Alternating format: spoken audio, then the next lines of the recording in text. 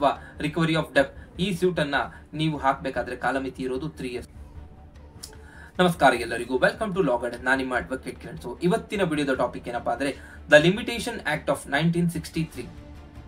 ಕನ್ನಡದಲ್ಲಿ ಹೇಳಬೇಕಂದ್ರೆ ಯಾವುದೇ ಒಂದು ದಾವೆಯನ್ನ ಹೂಡಬೇಕಾದ್ರೆ ಅಥವಾ ಒಂದು ಎಕ್ಸಿಕ್ಯೂಷನ್ ಅನ್ನ ನೀವು ಸ್ಟೆಪ್ಸ್ ತಗೋಬೇಕಾದ್ರೆ ಅಥವಾ ಸ್ಪೆಷಲ್ ಪರ್ಫಾರ್ಮೆನ್ಸ್ ಆಫ್ ಕಾಂಟ್ರಾಕ್ಟ್ ಇದ್ರೆ ಅಥವಾ ನೀವು ಒಂದು ಅಪೀಲ್ ಹೋಗ್ತಾ ಇದ್ರೆ ಸೊ ಅದಕ್ಕೆ ಕೋರ್ಟ್ ನಲ್ಲಿ ಪ್ರೊಸೀಜರಲ್ ಲಾ ಇದೆ, ಆ ಒಂದು ಲಾ ಲಿಮಿಟೇಷನ್ ಆಕ್ಟ್. ಸೊ ಇದಕ್ಕೆ ಟೈಮ್ ಲಿಮಿಟ್ ಅಥವಾ ಕಾಲಮಿತಿ ಇರುತ್ತೆ. ಸೊ ಈ ಒಂದು ಕಾಲಮಿತಿಯಲ್ಲಿ ನೀವು ಆ ಒಂದು ಅಪ್ಲಿಕೇಶನ್ಸ್ ನ ಕೋರ್ಟ್ಗೆ ಹಾಕುವಂಥದ್ದು, ಆ ಒಂದು ದಾವೆಯನ್ನ ಕೋರ್ಟ್ಗೆ ನೀವು ಅಡ್ಮಿಷನ್ ಮಾಡೋಕೆ ನೀವು ಕೋರ್ಟ್ಗೆ ಹಾಕುವಂಥದ್ದು. ನೀವು ಆ ಒಂದು ಟೈಮ್ ಲಿಮಿಟ್ ಅನ್ನ ಮೀರಿದಾಗ only when there is a genuine reasons ಅಥವಾ ನೀವು ಆ ಒಂದು ಡಿಲೇಗೆ ನೀವು ಸೂಕ್ತ ಕಾರಣಗಳನ್ನ ಕೋರ್ಟ್ಗೆ ಕೊಟ್ಟು ಆ ಒಂದು ಕಾರಣಗಳನ್ನ ಕೋರ್ಟ್ ಅಲೋ ಮಾಡಿದಾಗ ಮಾತ್ರ ಆ ಒಂದು ಕೇಸಸ್ ಅನ್ನ ಅಡ್ಮಿಷನ್ ಮಾಡ್ಕೊಳ್ಳುತ್ತೆ ಅಥವಾ ಕೋರ್ಟ್ ಅಕ್ಸೆಪ್ಟ್ ಮಾಡುತ್ತೆ ಆ ಒಂದು ಕೇಸ್ ನ ಡಿಸೈಡ್ ಮಾಡೋದಕ್ಕೆ. For an example, money recovery suit. So bank ಯಾವ ಒಂದು ಡಿಫಾಲ್ಟರ್ ಮೇಲೆ ಹಾಕುವಂಥದ್ದು. ಸೊ ಒಬ್ಬ ಡಿಫಾಲ್ಟರ್ ಅಥವಾ ಕಸ್ಟಮರ್ 2000 ನಲ್ಲಿ ಅವರು ಒಂದು ಸಾಲವನ್ನು ತಗೊಂಡಿರ್ತಾರೆ ಫ್ರಮ್ ದ ಬ್ಯಾಂಕ್. ಅವರು ಸಾಲ ಕಟ್ಟದೇ ಇರಲ್ಲ.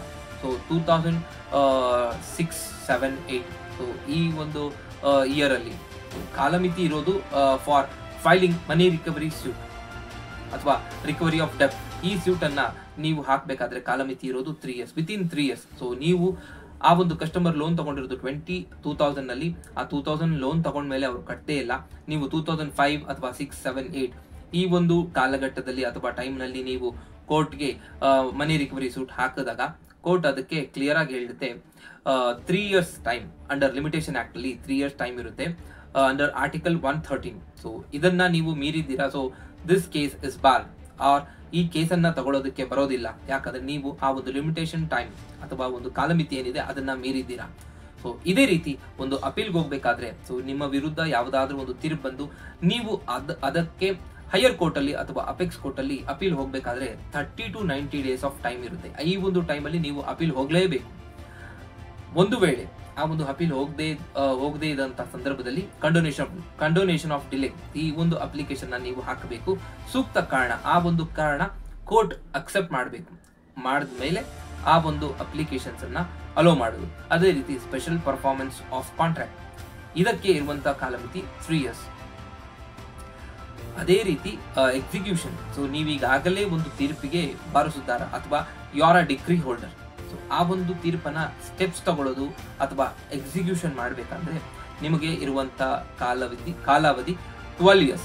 ಫಾರ್ ಎಕ್ಸಾಂಪಲ್ 2010 ನಲ್ಲಿ ನಿಮಗೆ ನಿಮ್ಮ ಪರ ಡಿಗ್ರಿ ಆಗಿದೆ. ಸೊ ನೀವು 2012 ವರೆಗೂ ನಿಮಗೆ 2022 ವರೆಗೂ ನಿಮಗೆ ಆ ಒಂದು ಸಮಯ ಇರುತ್ತೆ. ಸೊ 12 years ಆಫ್ ಟೈಮ್ ನೀವು ಆ ಒಂದು ಟೈಮ್ ನಲ್ಲಿ ನೀವು ಎಕ್ಸಿಕ್ಯೂಷನ್ ಹಾಕೋಬಹುದು. ಇದೇ ರೀತಿ I will be explaining the same in English so that it will help to my viewers watching in Kannada and who are watching in English. So next is the Limitation Act of 1963. It's very simple, as I already explained in Kannada.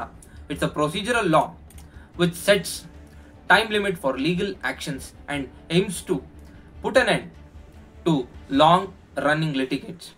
The law is based on public policy and is intended to serve the public interest.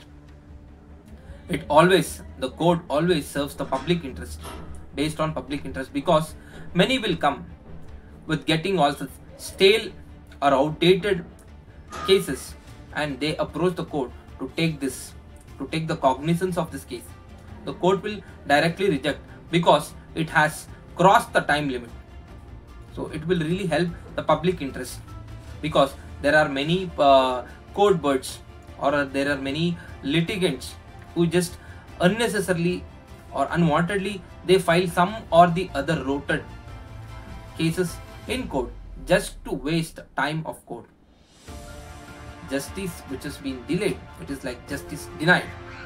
We already know there are thousands to lakhs of cases which has been pending in our country, but if the court entertains such cases which has been already time limit has been got over or expired, so it really pinches the judicial system. That is why court has made a clear judicial procedure for to not to entertain such cases. So it will really help the people or the litigants who are really fighting for their justice. So next is, as I told, the time frame, key time frames. Examples: recovery of debt. So if you are a banker or if you are a bank, so you wanted to recover a money, or you wanted to recover the loan amount which has been not been paid by your defaulter or your customer. The time limit is 3 years under Article 113 of Limitation Act of 1963. Filing an appeal. So if you are an aggrieved party by the judgment given the lower court, so you can always approach the apex court or the higher court within 30 to 90 days under Article 114 to 1117.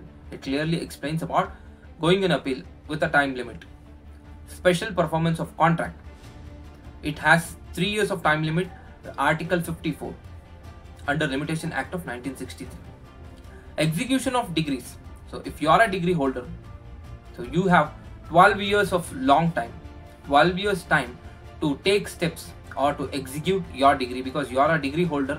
So you can execute this decree against the judgment debtor, who is like opposite party of you under Article 136.